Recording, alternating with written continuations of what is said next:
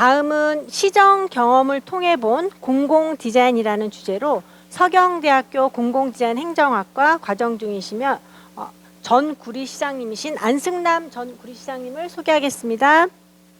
네, 박수 부탁드리겠습니다.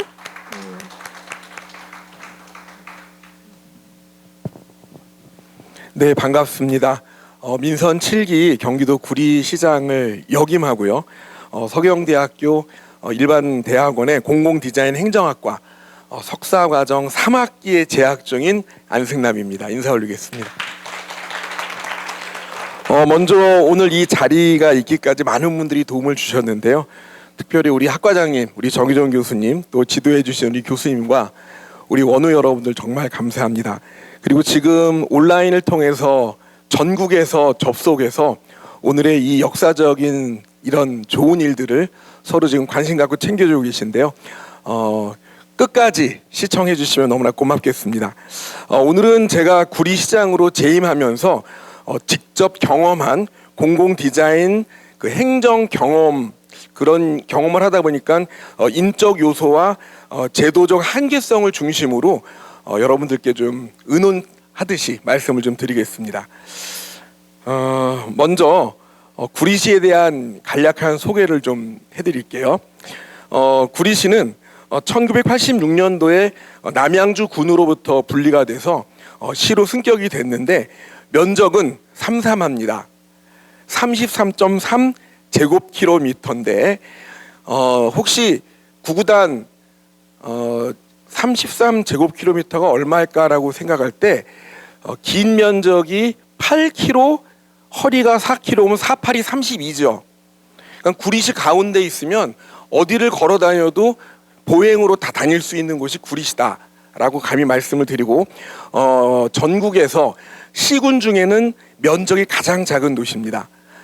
인구도 19만 명이 조금 안 되고 있습니다.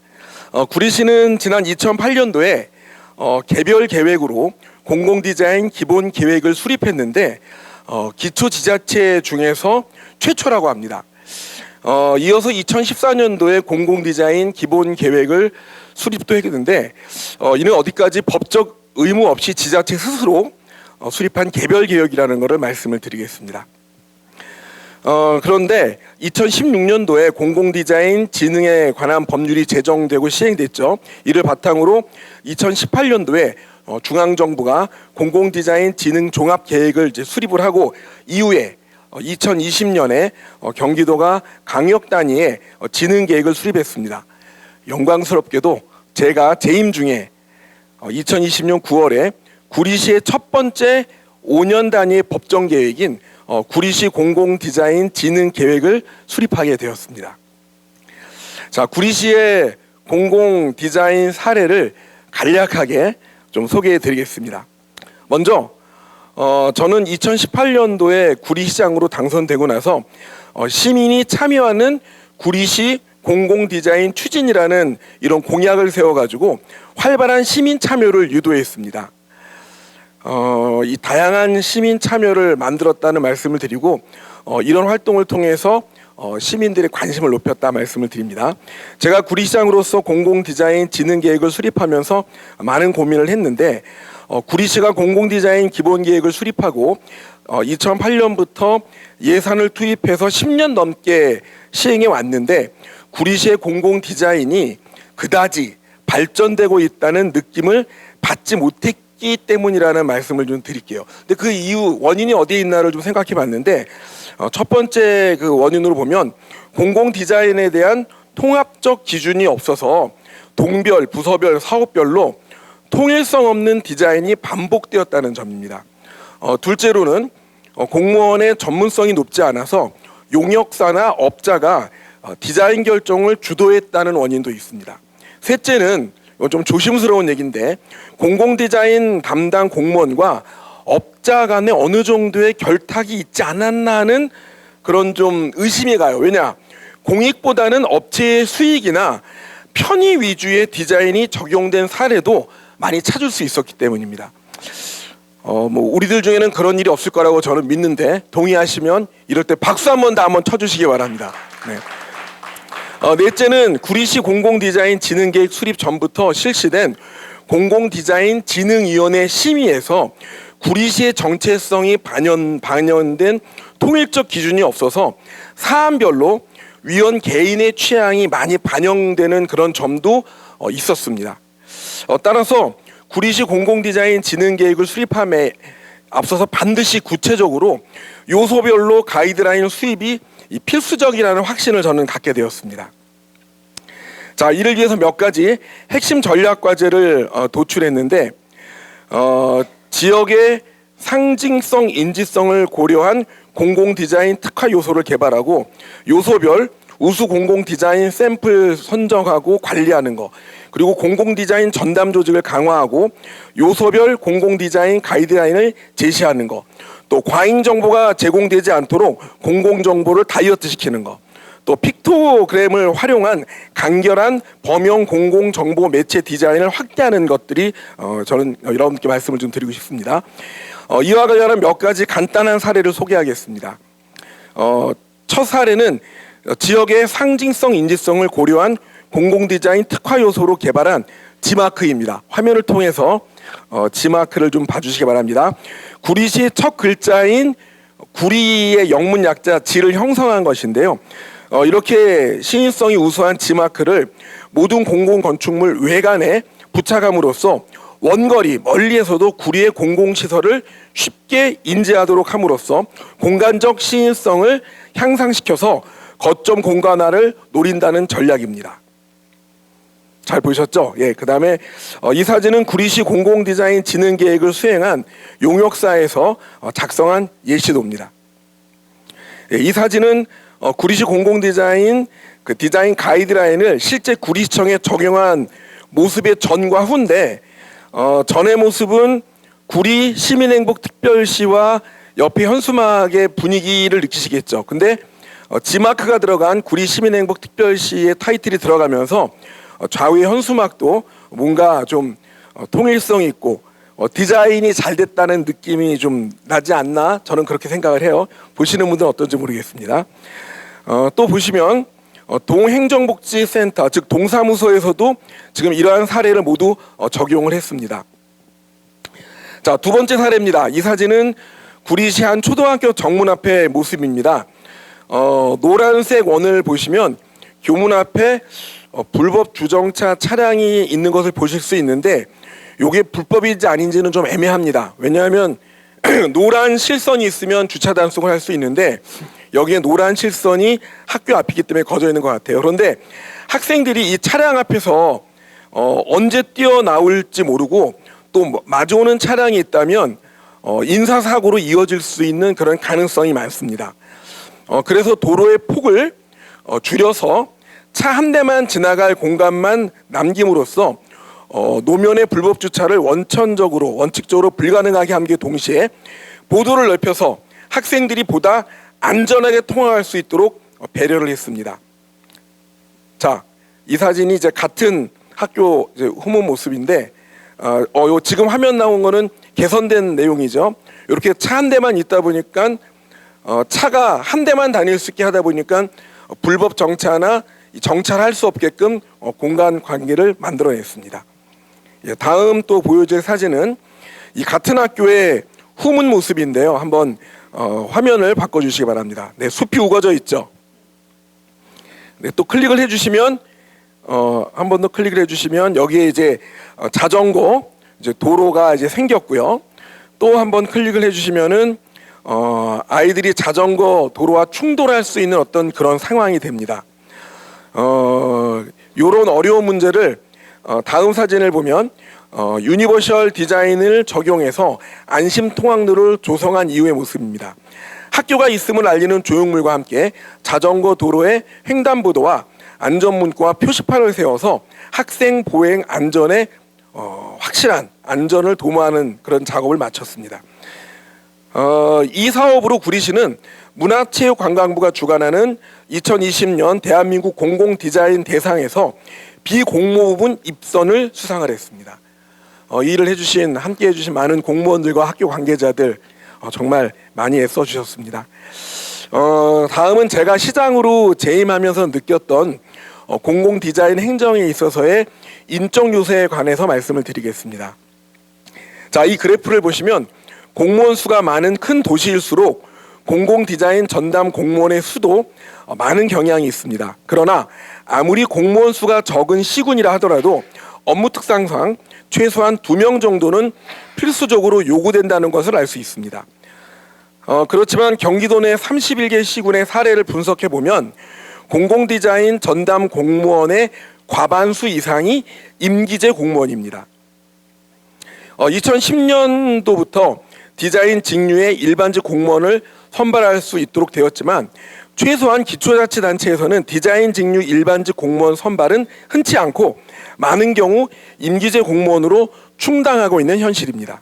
자, 그 이유를 살펴보면 9급 일반직 공무원 공채로 디자인직 신규 공무원을 임용한다면 실제 실무 능력을 검증할 수 없기 때문에 임용권자 입장에서는 망설일 수밖에 없습니다.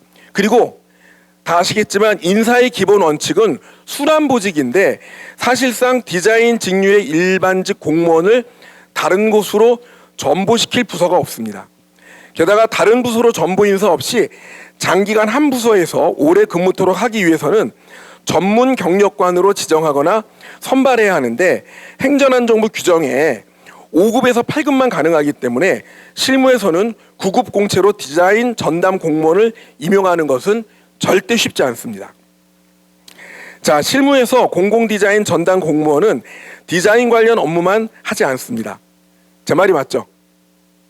네, 끄떡끄떡 예 나왔습니다.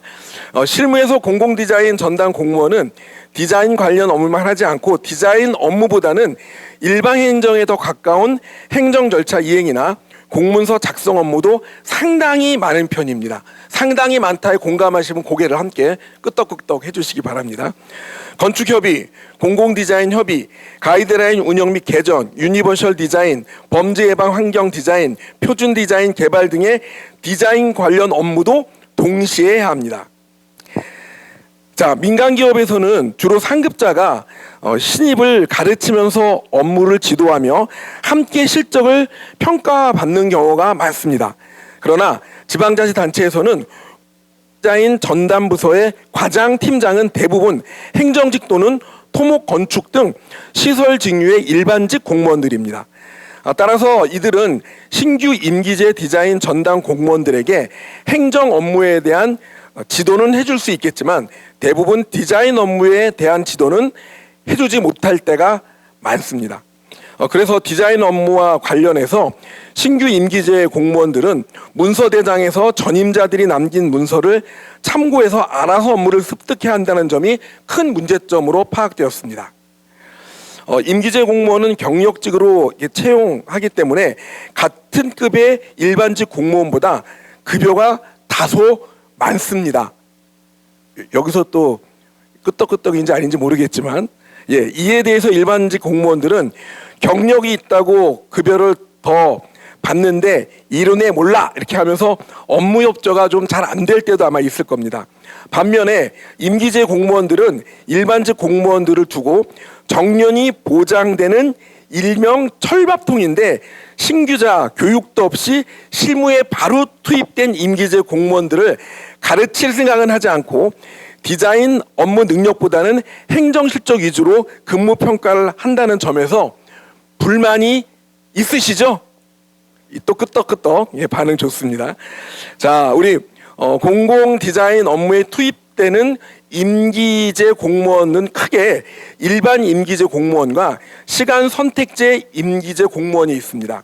시간 선택제 임기제는 공무원도 주 40시간보다 더 짧은 시간을 근무할 수 있도록 하는 근무 유연성을 제공하기 위해서 만들어진 제도인데 대부분 일반직과 똑같이 야근도 하고 초과 근무도 합니다.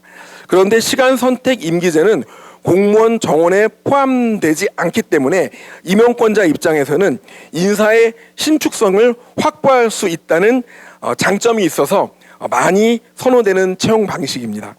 법령상 일반 임기제와 시간 선택제 간의 상하 관계는 존재하지 않지만 실무에서는 사실 묘한 기류가 아마 느껴진다고 저는 알고 있습니다. 이것도 끄떡끄떡입니까? 예. 자, 다음은 임기제 공무원들이 느끼는 고용 안정 및 경력 단절에 관한 사항입니다. 임기제 공무원들은 공문서 작성, 또 예산 업무, 발주 업무 등 민간에서 쉽게 경험하기 힘든 업무들에 대한 경험을 쌓을 수 있겠지만 임기제 공무원은 5년 이상 근무가 힘들며 업무 성과가 탁월할 경우에나 최대 10년까지 근무가 가능하기 때문에 사실 이직률이 높습니다. 임용 후 2년 재계약, 5년 후 재임용 시험을 치러야 하므로 상급자들의 눈치를 볼 수밖에 없어서 소신껏 일하는 데는 한계가 있는 것으로 확인이 됩니다. 그리고 일반직 공무원들은 기회가 주어지는 반면 임기제 공무원은 팀장, 과장의 자리가 없어서 뭐 일부 시구는 좀 예외가 있겠지만 이 반복해서 직원으로 업무를 수행하기 때문에 사기가 저하되고 보수면에서도 시간이 지나면 많은 불이익을 느끼게 됩니다. 더욱이 이들의 공무원 임기 만료 후 민간 영역으로 돌아갔을 때 공무원 경력을 그다지 장점으로 작용하지 못한다는 것이 현재 실정입니다. 또한 임기제 공무원 재직 중에 민간 기업으로 이직을 시도한 케이스도 적지 않지만 쉽지 않더라고요, 보니까요. 자, 다음은 어떤 제도적 한계성에 대해서 한번 살펴보겠습니다. 지방자치단체장은 선거로 선출됩니다. 공공디자인 진흥계획은 5년 단위 법정계획으로 비록 이전의 시장이 수립했다 하더라도 후임 시장은 이 계획을 5년간 유지해야 할 의무가 수반됩니다. 만약 그 전에 변경하려면 공공디자인진흥위원회 심의를 거쳐야 합니다. 그런데 후임 시장은 당선되자마자 위원회 심의도 없이 지마크를 떼기 시작했습니다. 좌측 사진은 제가 공공디자인진흥계획 가이드라인을 준수하여 만든 구리시청 본청의 모습입니다. 그런데 후임 시장이 원상복구를 해버렸죠. 이렇게 해도 공공디자인진흥법에 벌칙 조항이 없어서 뭐라고 할 수가 없습니다. 자, 동사무소에서도 지마크가 사라졌습니다. 제가 오늘 노란 샷을 입고 왔는데 제 상징색이라서 띄운 건 아니라고 저는 생각하고요. 저는 이것이 최악의 공공디자인 행정 사례라고 생각합니다. 이제 마지막으로 결론을 내리겠습니다. 정책적 대안을 간단히 말씀드리면 앞서 말씀드렸듯이 공공디자인진흥법에서는 벌칙 조항이 없어서 지방자치단체장이 진흥계획을 수립만 하면 됐지 그것을 안 지켜도 그만입니다. 일선 공무원들이 공공디자인 가이드라인에 정확히 맞춰 어떤 디자인 안을 보고했을 때 징계권자인 시장이 싫다면 공무원들은 바로 시장 입맛에 맞춰 수정합니다. 저도 그러지 않았나 생각해 보는데 하여튼 어느 정도의 법적 강제성도 필요하다고 생각이 들고요. 두 번째로 지방자치단체의 현실 속에서 공공디자인 업무는 일반직보다는 임기제 공무원이 많이 담당하고 있습니다. 그렇지만 전문성 강화와 정책 효과를 극대화하기 위해서는 이들의 고용 안정성 등 처우 개선이 시급합니다. 셋째, 공공디자인 전문가를 공무원으로 채용해 놓고 이들에 대한 근무 실적 평가는 채용 목적과 달리 행정 업무 위주로 합니다. 따라서 이들이 근무 실적 평가를 위한 세분화된 혈신적 기준이 개발돼야 된다는 것을 저도 느꼈습니다. 이제 정책적 제안을 드리겠습니다. 첫 번째로 공공디자인 전문 임기제 공무원에 대한 고용 안정 대책이 시급히 마련돼야 될 것입니다. 디자이너들이 임기제 공무원으로 근무했던 경력이 민간에서도 인정받을 수 있도록 공공디자인 행정 절차를 민간에서 대행 또는 컨설팅할 수 있도록 하는 제도가 어떤가 저는 제안을 해봅니다. 두 번째로는 공무원 인재개발원 등 공무원 교육기관에 공공디자인 전문 심화 과정 신설이 필요하다고 생각합니다. 그리고 이와 함께 일선 업무에서 해야 할 일들에 대한 바이블, 즉 표준 교재 개발이 시급하다고 봅니다. 문화체육관광부와 중앙공공디자인진흥위원회 주도로 시급히 이행되면 어떨까 생각이 듭니다. 셋째로 임기제 공무원에 대한 행정 업무 관련 신규자 교육 과정이 필요합니다. 공무원으로 처음 임용된 디자이너는 행정 업무에 미숙할 수밖에 없습니다. 그렇지만 디자인 업무 외에도 필수적인 행정 업무가 대단히 많기 때문에 실무 투입 전에 행정 업무에 대한 사전 교육 과정을 당연히 제공받는 것이 마땅하다고 봅니다. 마지막으로 임기제 공무원에 대한 직위 확대가 필요합니다. 대부분 팀장, 과장이 일반직으로 있다 보니 디자인 관련 업무 부족으로 잦은 의견 대립과 충돌로 업무 추진에 어려움을 겪고 있습니다. 따라서 먼저 팀장 과장의 직위를 개방형 디자인 전문 인력으로 확대시킨다면 임기제 공무원들의 사기 신장과 이직률 감소 등으로 지자체의 공공 디자인 발전에 크게 기여할 것으로 저는 느낍니다. 여러분 끝까지 경청해 주셔서 감사합니다. 고맙습니다.